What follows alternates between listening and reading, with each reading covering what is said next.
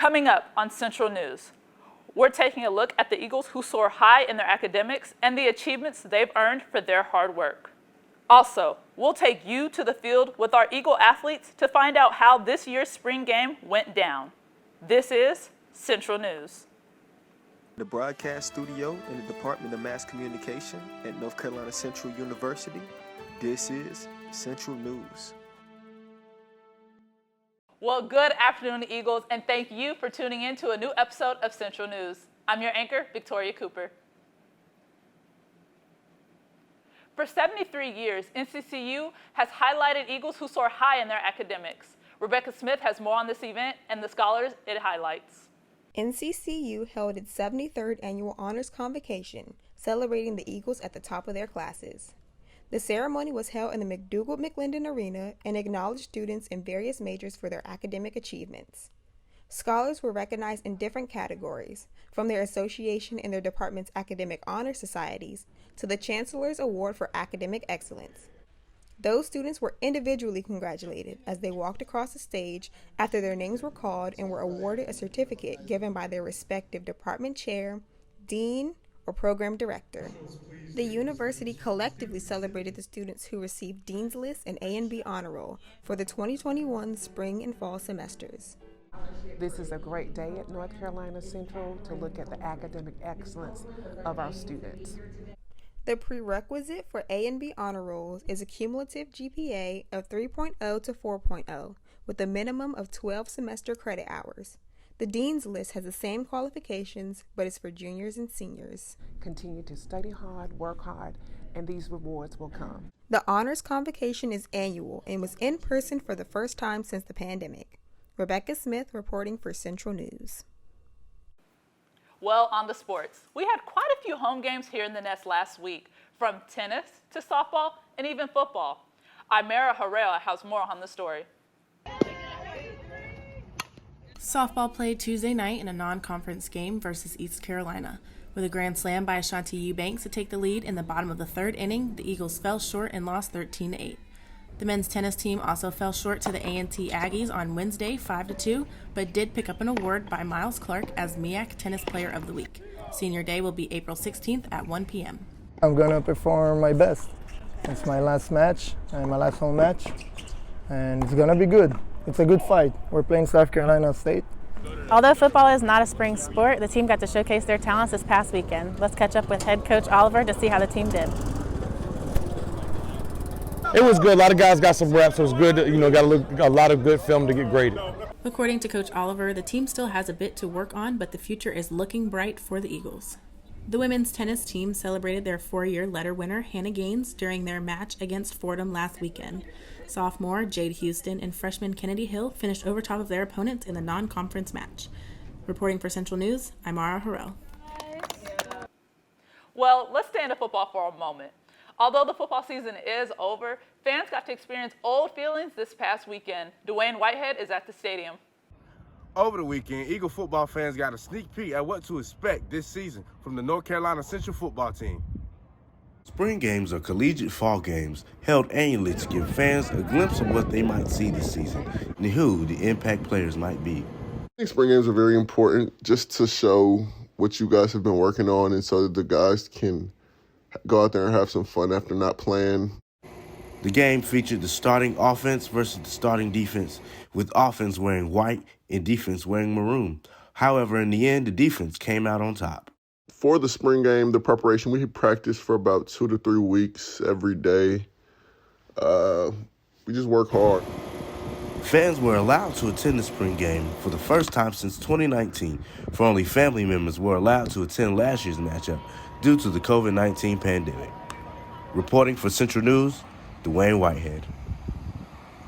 Exercising has many benefits to the body.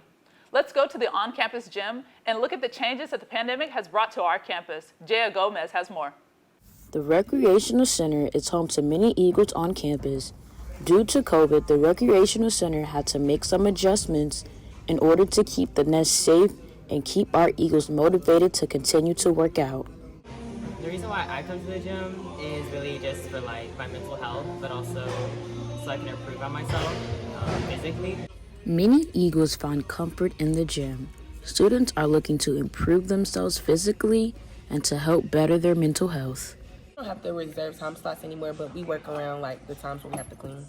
Due to COVID, since we are not requiring mask mandate anymore, it is very important to clean up because you don't know who is sweating and coughing on the bars and where you need to grab things.